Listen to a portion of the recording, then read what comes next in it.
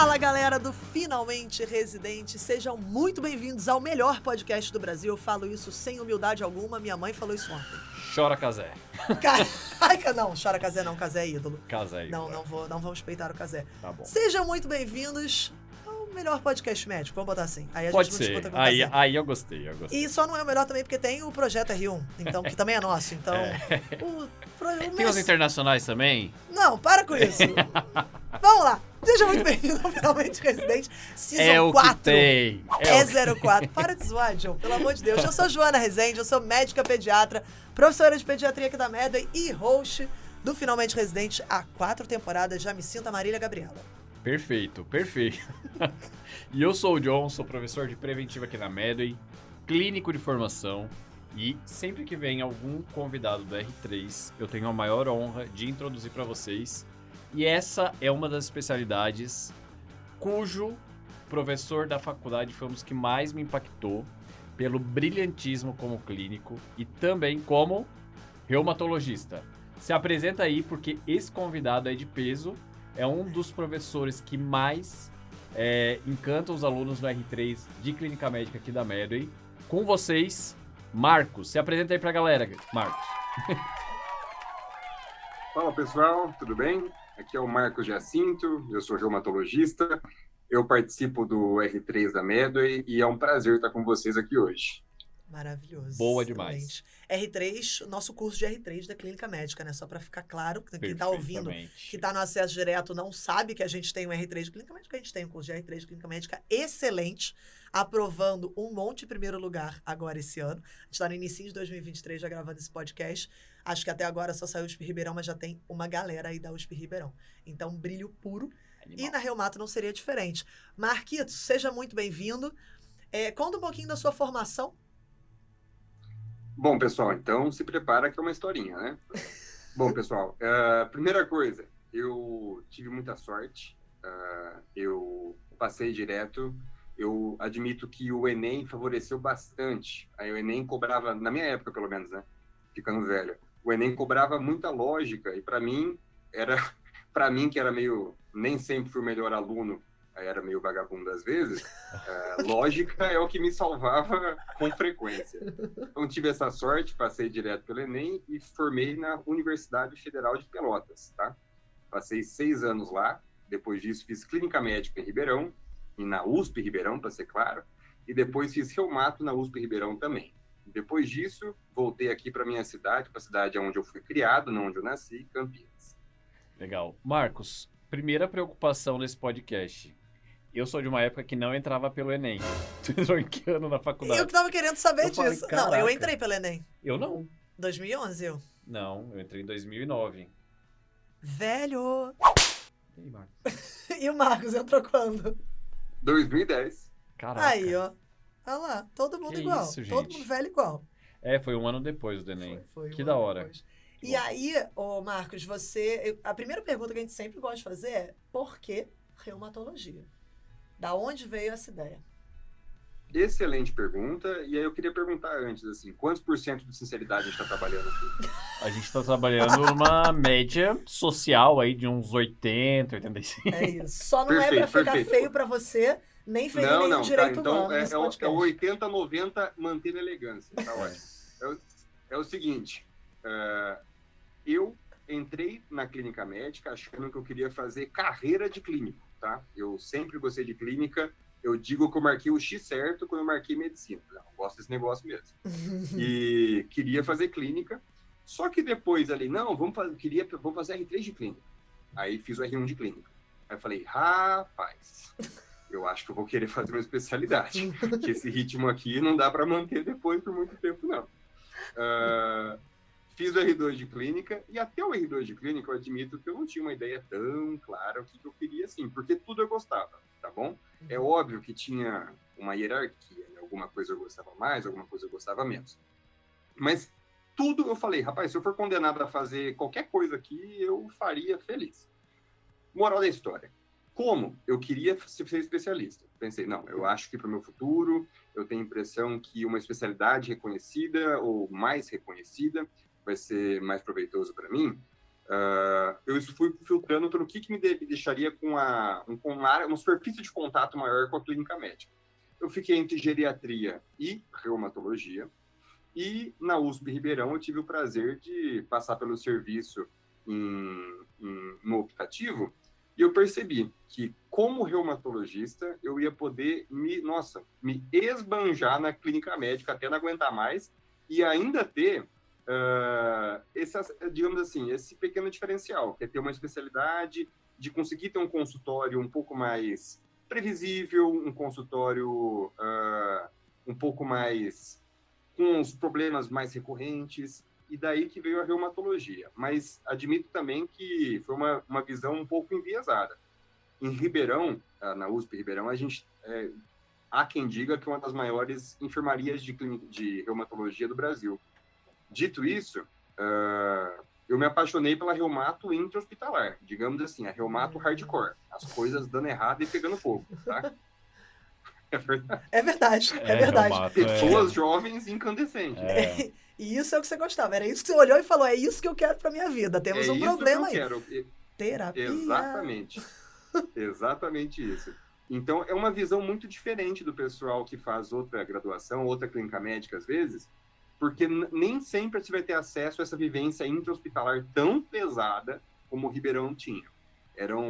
Na época áurea, eu acho que eram 12, chegou a ter 14 leitos de reumato internado lá. Caramba, bastante. Caraca, bastante mesmo. Coisa pra caraca. Eu não tive esse contato tão grande com a reumato, mesmo na residência de clínica.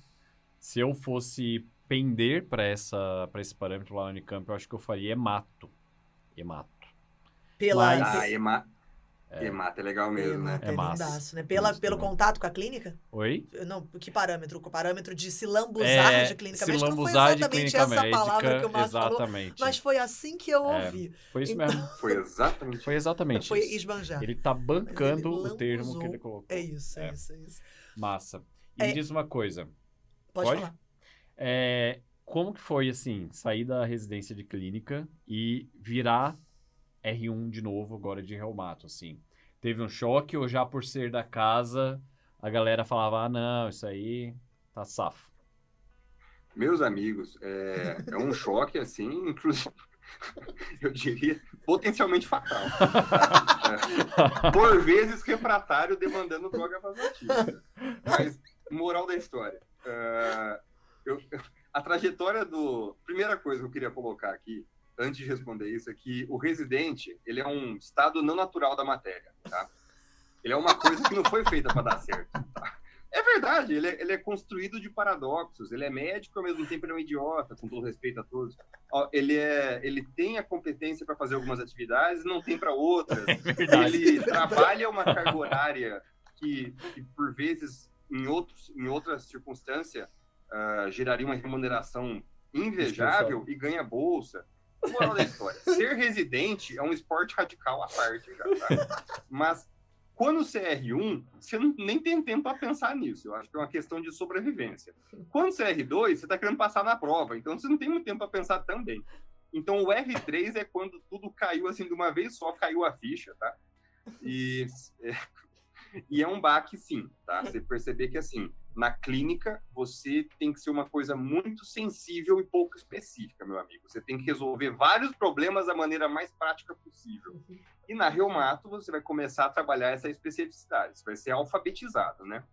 Na reumato, não, no R3, perdão. Sim. E, dito isso, é muito perceptível a diferença, muito mesmo. Você sai do topo do R2, que, digamos assim, é o topo de uma cadeia alimentar microscópica, mas é o topo de uma cadeia alimentar, e você vai ali pro chão, né? Você é o pior que a reumato tem para oferecer, o R3. Volta a ser briófita. Então, meu amigo, exatamente isso. É um choque, mas, honestamente, eu acho que tem... Primeiro, os primeiros meses você vai na empolgação, e a partir dali, você começa a conviver tanto com o especialista que, até por osmose, mas principalmente por estudar, porque você está numa coisa que você fez, o quê? 3 provas hipercompetitivas para estar lá, né? Sim. Desde do vestibular, para depois para R1, depois para R3.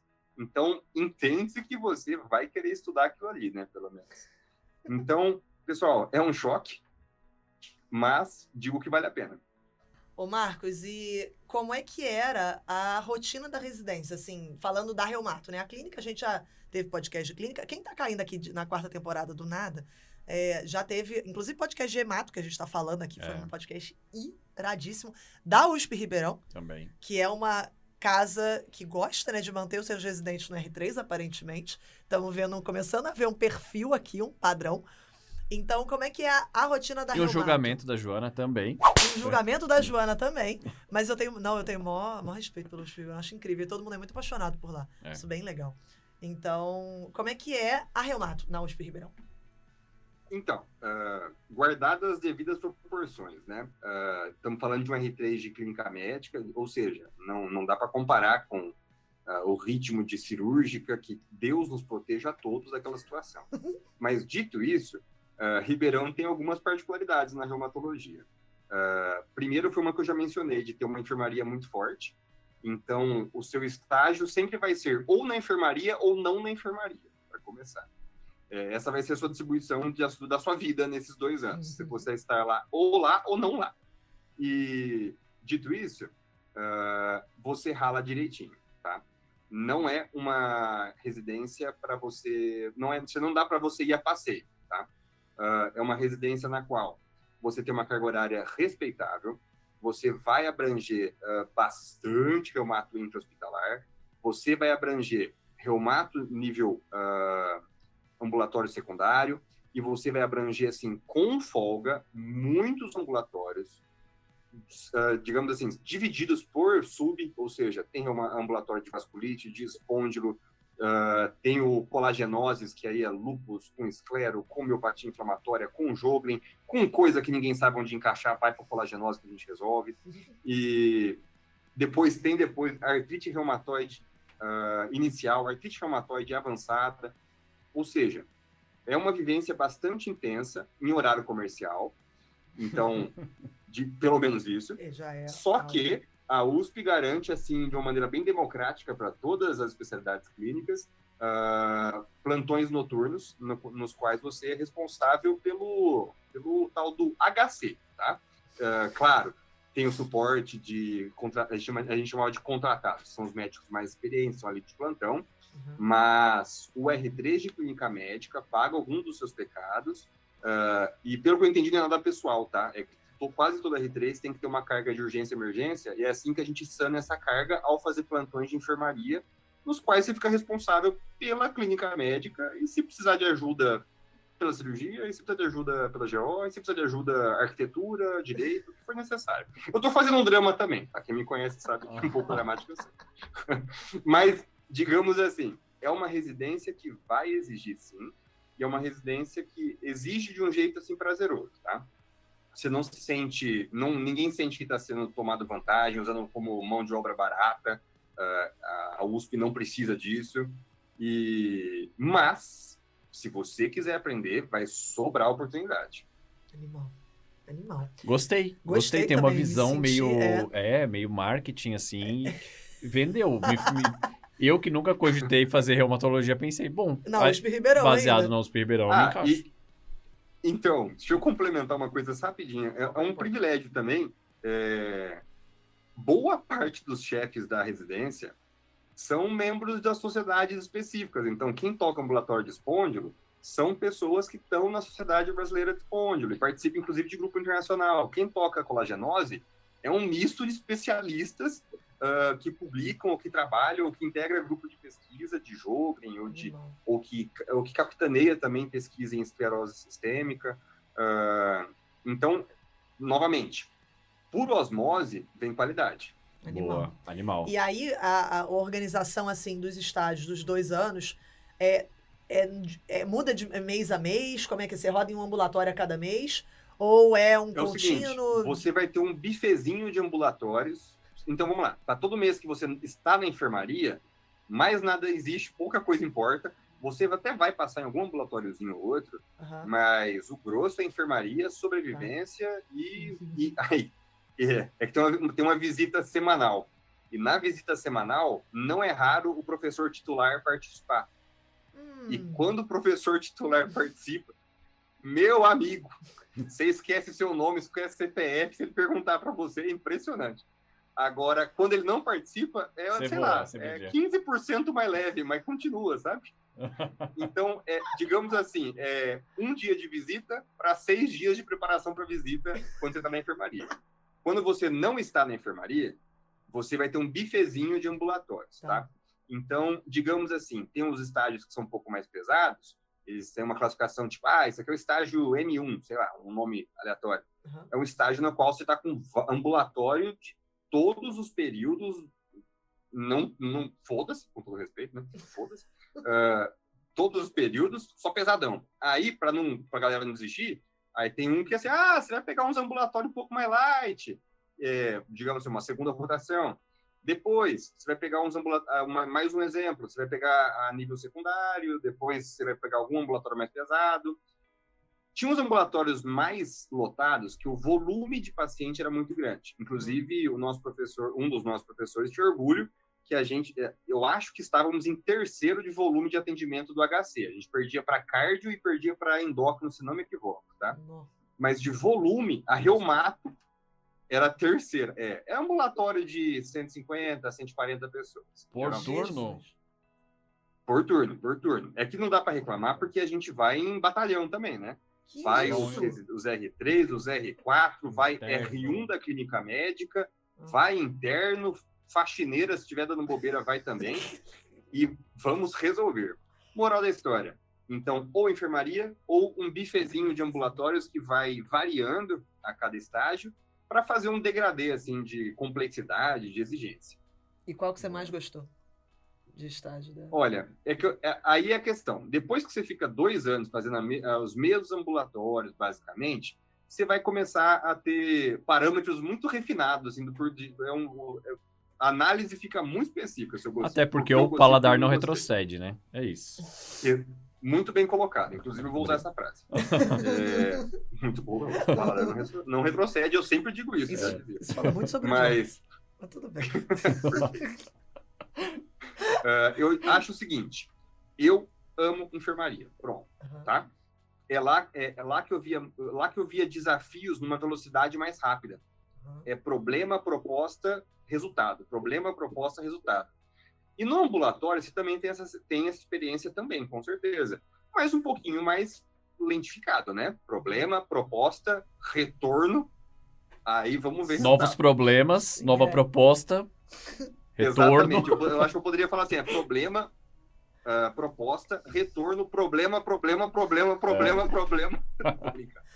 Mas eu acho que o ambulatório de vasculite, eu tinha um relacionamento gostoso com respeitoso, tá? Relacionamento gostoso foi esquisito. Eu tinha um relacionamento bacana. Exatamente. Não, tranquilo. Sem julgamento. Não. Eu falei para não ferir nenhum direito humano, de preferência, né? Não a ética médica também. Perfeito. Não, eu tinha um relacionamento legal com a professora da vasculite. E veja bem, a USP Ribeirão é um lugar onde, se você quiser ter liberdade, você vai conseguir ter liberdade. Se quiser fazer cosplay de reumato ali no R4, você vai ter supervisão, mas vai ser respeito. Como a reumatologia tem poucas verdades, tem muito espaço para criatividade. Então, como eu era empolgado, eu via aqui na vasculite, conversando com a professora, a gente conseguia ter, assim... Eu já conseguia testar o que eu seria como reumato na residência. Entendi. Legal, legal. Eu tenho uma teoria que toda doença idiopática deveriam juntar e botar no ambulatório da reumato. Porque provavelmente eu acho que a gente podia fazer a doença reumatológica. A doença reumatológica. Exato. Olha, e em termos de carga horária teórica, tinha muito também? Como é que é essa questão no R3? Aí é o seguinte, sim, é uma carga horária respeitável teórica. Acaba que, assim, para ser totalmente honesto, como a gente trabalha com essa filosofia de volume alto, de um ritmo mais intenso, não acho que talvez seja a residência com maior carga horária teórica que vai ter por aí de reumatologia, tá? Mas tinha sim, é uma preocupação do pessoal. Acredito que a gente tinha questão de 3 aulas por semana. E eu só vou ter que fazer um parênteses, que o meu R4 foi durante a pandemia. Então, eu não vou poder falar para você como seria um funcionamento totalmente normal do R4 assim, a nível de carga teórica, porque foi uma das que mais sofreu, né? Carga teórica foi uma que mais sofreu na pandemia. Total.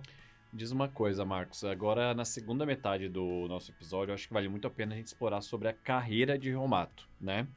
E eu começo te perguntando por curiosidade de quem não vê clínica, principalmente a reumato, há uns 2 anos já, né? O que avançou nos últimos 5 anos, assim, na área, que, assim, tem sido a grande discussão da reumato ultimamente, assim? O que você vê o futuro da reumato? O que tá acontecendo aí? Então é o seguinte, a primeira parte da pergunta eu tenho conforto em responder. O que eu acho que vem por aí, não tenho a menor ideia. Mas é o seguinte... Minha pergunta foi boa. Foi boa. Nossa, você não tá começando hoje, né? Você é começando hoje. Mas é o seguinte... A reumato a gente tem a sorte, digamos assim, a sorte e o azar, né? Novamente, paradoxos, né? Tem a sorte de estar na vanguarda da ciência, no seguinte sentido. A gente tinha nada, aí teve AINE, anti-inflamatório, já a galera ficou felizona já, porque, coitado, tinha nada antes. Depois do AINE, descobriu o metrexato, mudou totalmente, tanto mudou que chama droga modificadora de curso de doença, né? É verdade. Olha só. A classe é tão maneira que deram o nome assim, essa classe é maneira mesmo. Tá? Maneira. Moral da história. Depois do metrexato, temos uma pausa respeitável de algumas décadas, até que começou a emplacar os biológicos. Primeiro, timidamente, com umas coisas meio inespecífica, agressiva, rituximab, por exemplo, que não quer saber, democrático mesmo, vai fritar o CD20 e tá tudo bem, até que foi caminhando cada vez mais específico. Ou seja, é uma especialidade que a gente usa, tem muita coisa nova atualmente. Biológico é o tchan, e, digamos assim, a reumato é um dos focos principais, é onde os biológicos acharam um terreno muito fértil para proliferar. Primeiro porque não tinha nada, coitado, para competir com eles, né, pobrezinho, e depois porque teve um resultado muito bom. Então, de coisa nova, a gente está sempre trabalhando com imunobiológico, isso é uma realidade, não existe reumatologista hoje que trabalha aqui clínica sem empregar diariamente quantidades pornográficas de imunobiológico, pelo amor de Deus, com toda a responsabilidade, sem cair em pressão de indústria, por favor, fiquem meus votos, tá? Sem cair em pressão de indústria. É muito mais legal tirar biológico do que botar biológico. É um sinal de um médico bom tirar remédio e não botar remédio, na minha pouca experiência. Boa frase. E dito isso, cara, é muita coisa nova, tá? Sempre tem que ter aquela sabedoria, aquela coisa. Não quero ser o último a usar o remédio, não quero ser o primeiro a usar o remédio.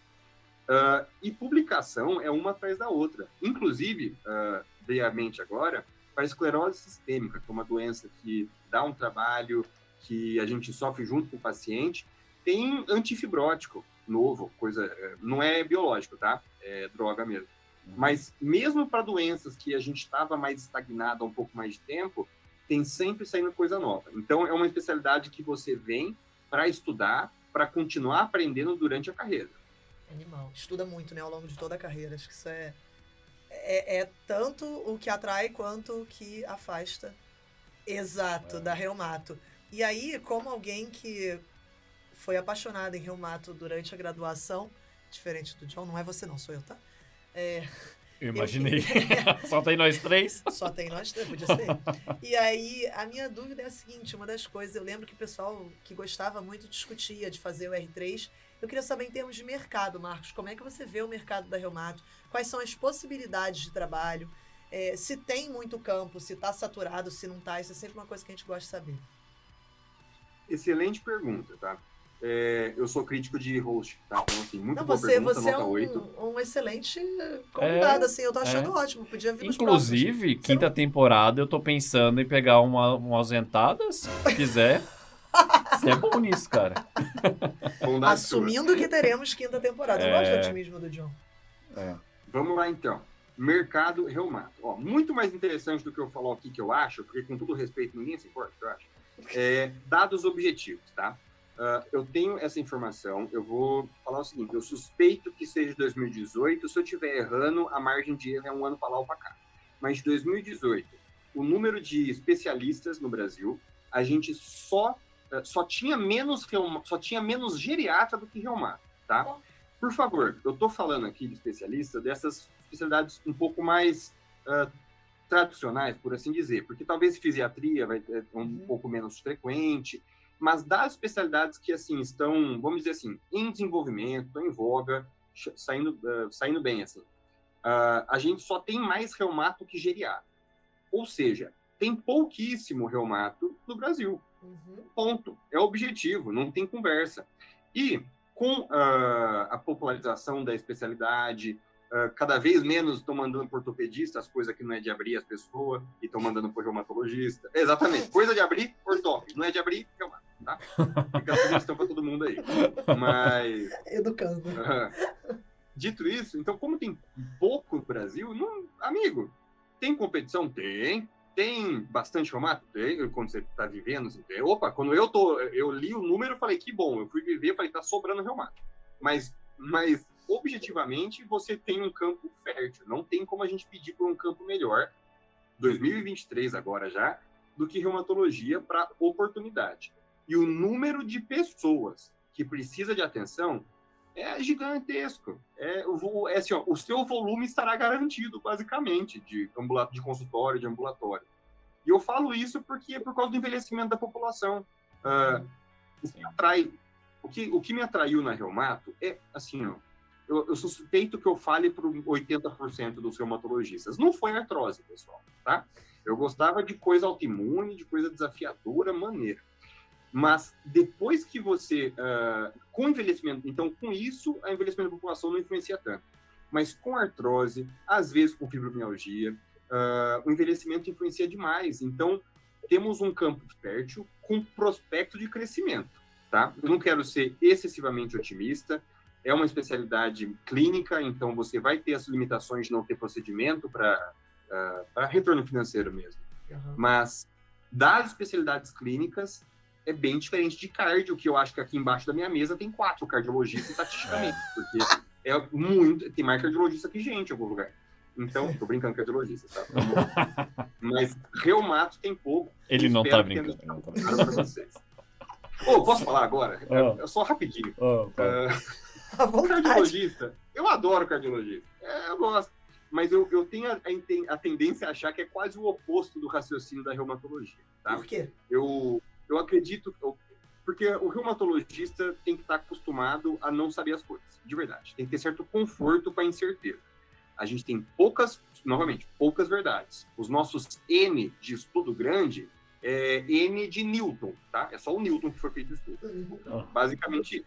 Tem os estudos. Então, você tem que estar sempre ali, olha, não fechei critério, mas vou tratar desse jeito, vou aceitar essa apresentação atípica, vou chamar isso aqui de síndrome Sjögren-like tripla carpada e vou tratar. O importante é ajudar o paciente e tentar entender imunologicamente qual é, para você poder ofertar uma droga mais adequadamente, tá? Enquanto o cardiologista, ele mede em milímetro de mercúrio o que ele quiser, tá? Ele mede o que ele quiser, e se não tiver no top do top da evidência científica, via de regra, o pensamento majoritário não vai para esse lado. Por isso que eu parei essa parte aqui, só para falar. A reumatologia, o reumatologista pressupõe, pelo menos eu acredito, tá, das alturas aqui dos meus 3 anos de formato, pressupõe certo conforto com a incerteza, tá? Eu acho que foi Osler que falou que medicina é a arte das probabilidades, algo nessa linha. E a reumato incorpora isso com muito vigor, tá? Enquanto a cardio tem privilégios científicos, privilégios de método diagnóstico. Então, acho que são jeitos de pensar muito diferentes. Cara, puta parte que você fez, sendo bem sincera, porque a gente vê muito e a gente tem que lidar muito com essa questão da incerteza, até dos nossos alunos, né? Vem muita gente falando, olha, como é que eu lido com a preparação da residência no sentido de que eu estou me esforçando e eu não sei se vai dar certo. Estou fazendo o meu máximo e eu não sei se isso vai resultar no resultado que eu gostaria. E essa é a resposta que a gente costuma dar. A medicina, ela tem, ou pelo menos eu costumo dar. O João tá me olhando com uma cara como se só eu desse. Eu tô falando como que ela criou esse paralelo. Mas não, é porque eu tô pensando muito na questão da incerteza e como o nosso dia a dia, na cardio menos, ainda tem um grau de incerteza, mas é muito menor do que na reumato. E é legal a gente ter essa visão. O grau de incerteza da cardio, você pede um eco e tá resolvido. Exato, exatamente. É uma incerteza, ela é muito mais temporária do que a reumato, ela se resolve muito mais rapidamente. Então é interessante você olhar, eu tô viajando, agora tô dando de John, filosofando, mas é interessante você olhar como a medicina, ela é ampla até nisso. Ela é ampla até na questão da incerteza e do quanto você fica confortável com o não saber. E que perfeito. Muito maneiro. E não acho que tenha jeito certo e errado, é questão de personalidade, é questão de temperamento. Você gosta de coisa cartesiana, bonitinha, porra, cardio vai te oferecer isso. Você gosta de ter um espaço para a medicina enquanto arte ainda? Não quero romantizar, tá? O reumato tem uma ciência que suporta até que ok. Inclusive, a medicina enquanto arte, a gente tem que fazer com, sei lá, 15 remédios, tá? Na reumato. Então, assim, é uma arte que você tem uma paleta limitada, por assim dizer. Mas, cara, eu acho tão legal isso, porque o espírito da clínica, para mim, é justamente saber navegar em certeza, saber que no fundo somos contadores de historinhas e analisadores de sinais. E é isso, a gente vai analisar os sinais, vamos contar uma historinha e vamos tentar ajudar as pessoas. E tem também muito o papel, por exemplo, o protagonismo como médico que você entra na vida desse paciente, que não necessariamente tu vai estar dando um tratamento, mas tu vai estar acompanhando e cuidando, e em algum momento a doença da reumato ultrapassa o horizonte clínico, ou não, né? Então, do ponto de vista de raciocínio hipotético dedutivo, que é juntar peça, levantar hipótese, diminuir hipótese, refutar hipótese, enfim, a reumato ela é perfeita nisso, que foi a base de todo o raciocínio de William Osler, da base de investigação de Sherlock Holmes. Então, eu acho animal, por isso que eu admiro tanto. Para mim, clínico, e isso é totalmente pessoal, cada um valoriza o ponto de aspecto. Mas eu tô contigo nessa, Marcos. Eu acho que é uma primazia clínica fazer uma especialidade com um maior grau de certeza, assim. Então, e o interessante é que você tem que saber clínica médica para poder falar não nas interconsultas, entendeu? Então, no R3, você vai ficar bom de clínica médica. Eu tô brincando, falar não, tá? É porque toda apresentação de quase qualquer coisa pode ser uma coisa reumatológica, pode ser uma afecção reumatológica. Então, parte do prazer é esse. É desenvolver esse senso, desenvolver esse tato. Olha, pode ser reumatológico, só que todas as minhas manifestações todas podem ser simuladas por fármaco, pode ser simulada por infecção. Então, é aí que eu acho que o reumato é obrigado, na marretada, a entender clínica médica. Talvez não precisa ser um aficionado, mas ele tem que entender. Falo isso porque faz parte do cotidiano. Uma parestesia boba que você pode estar totalmente disposto a falar, meu amigo, eu vou ignorar com força essa sua queixa, que a gente tem coisa mais importante para discutir. Por vezes, numa consulta de lúpus, de Sjögren e companhia, pode ser atividade de doença em sistema nervoso. Então, pelo amor de Cristo, Nosso Senhor. Então, é essa sensibilidade que vai ser exercitada. E, por último, um negócio que você falou, Joãozinho, que realmente... eu falei Joãozinho, mas é John, né, cara? John. Mas eu atendo por... Joãozinho. Olha o meu nome, eu atendo por Joãozinho, eu atendo... Eu sou Marcos, vai te chamar de Márcio, tá tranquilo também, exato. Você pode se vingar quando você achar melhor, tá? Não, chega em algum momento que a gente deixa estar. Então, Joãozito, dito isso, eu concordo plenamente na questão do conviver com o paciente, acompanhar o paciente. Isso é uma das fantasias que foi assassinada assim, friamente logo no começo da vida da profissional, depois de trabalhar como reumato. Porque, realmente, vocês, querendo ou não, ganham protagonismo na vida daquela pessoa. O reumato, assim como o hemato, e assim como outras especialidades também, tem essa característica de, entre todas as aspas, ninguém bota a mão. Porque, tem paciente que nem está imunossuprimido, a pessoa não quer dar remédio, porque ela tem doença reumatológica. Então, você ganha um papel de protagonismo dentro do paciente, e muitas das síndromes dolorosas, que, vamos falar a verdade, recheiam o consultório.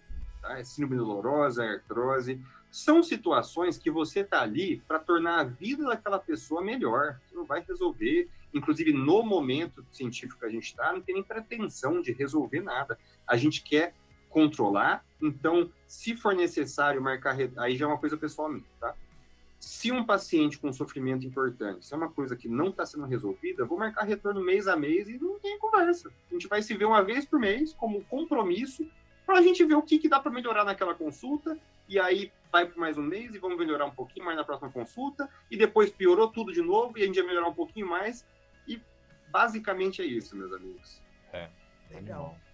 Nossa... Eu já tô satisfeita, na realidade. Eu achei um baita de um podcast, não só sobre reumatologia, mas sobre medicina. Sim. Acho que falamos muita coisa importante de valores que guiam aí nossa trajetória. Mas falando em valores, já que eu puxei esse ponto... Caraca! Meu Deus do céu! Foi sem Ela querer. Veio com tudo. É isso. A gente sempre faz essa pergunta, Marcão. A gente precisa... abrir aqui os olhos da galera que tá ouvindo, os ouvidos da galera que tá ouvindo e os olhos que tá vendo esse podcast no YouTube. É uma coisa que a gente sempre pergunta, né? O que a pessoa pode esperar entrando na vida do reumato, terminando assim, recém-formada um reumato, para onde ela vai e quanto ela pode esperar ganhar. Claro que isso é super subjetivo, né? Bota uma média aí, não... Não, fica tranquilo.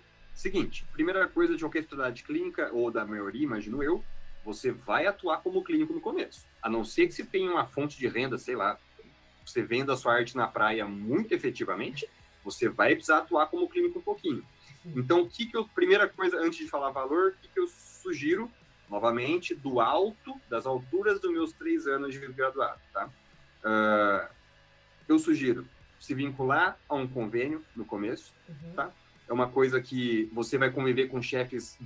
Os seus chefes da reumatologia, os meus eram e os seus também serão, o percentil 97, meus amigos.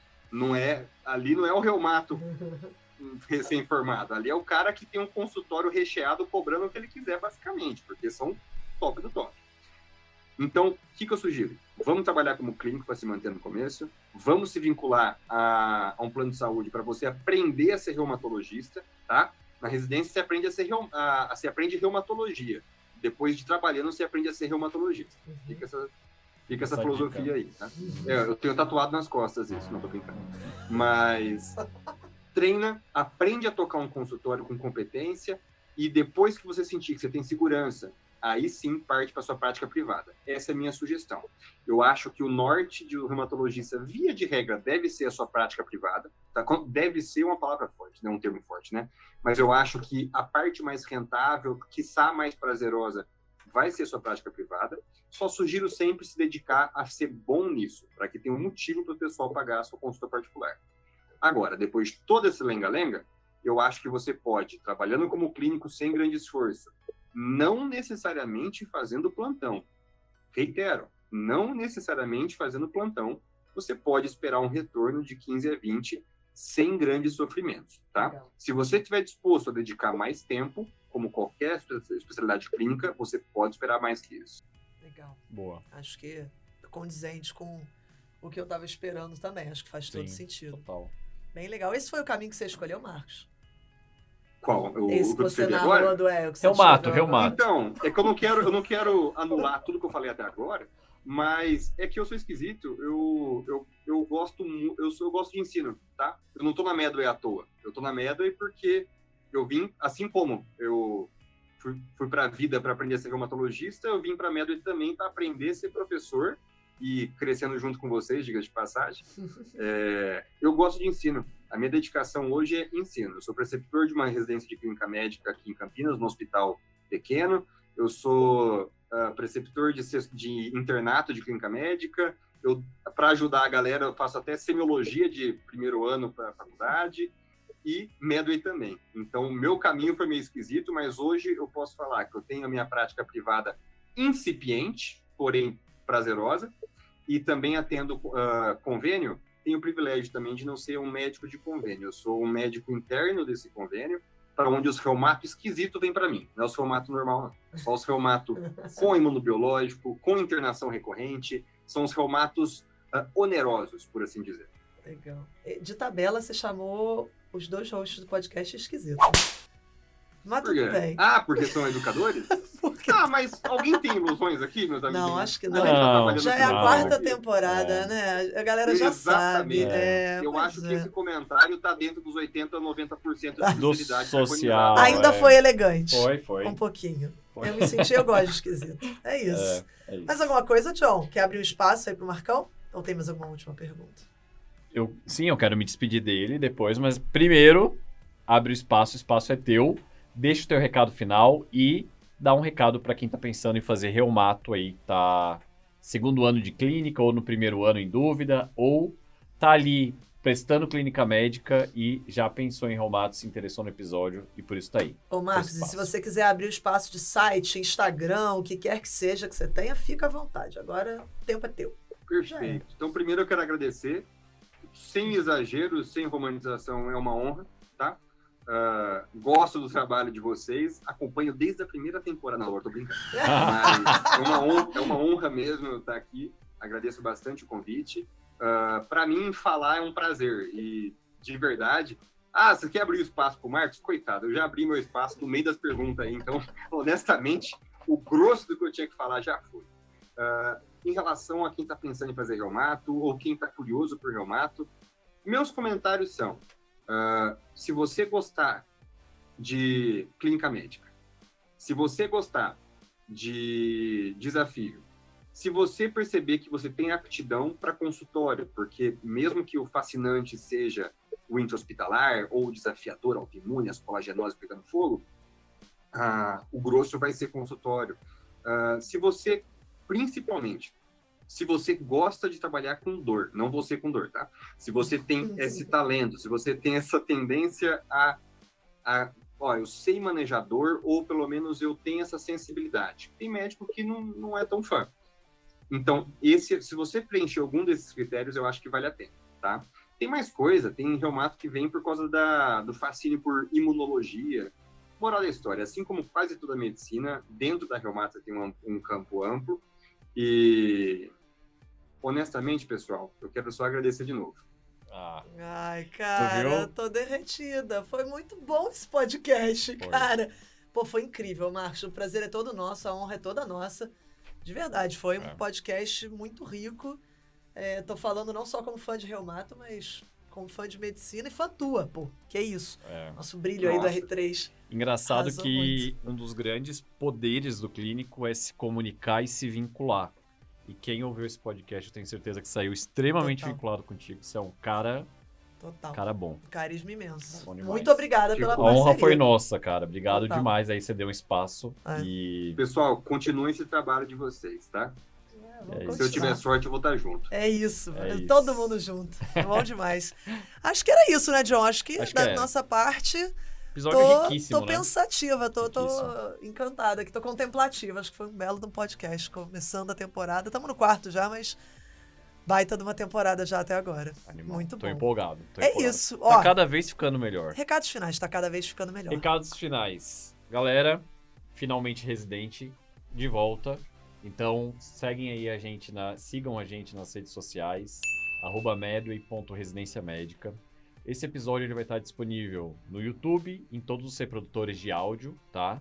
Spotify, Deezer, Apple TV não, né? A gente ainda não é. Apple, enfim, e tudo mais. Aquele que não sabe mais nenhum. E Disney Plus, o mais importante, se vocês conhecem alguém que quer reumato, alguém que tem interesse por reumato, em qualquer estágio de formação... Ou um clínico apaixonado pela clínica. Ou um clínico apaixonado Acho que tá aí um baita do episódio. Seja generoso e não prive essa pessoa de literalmente se deleitar, como diz o Marcos, com essa primazia que foi esse episódio, tá bom?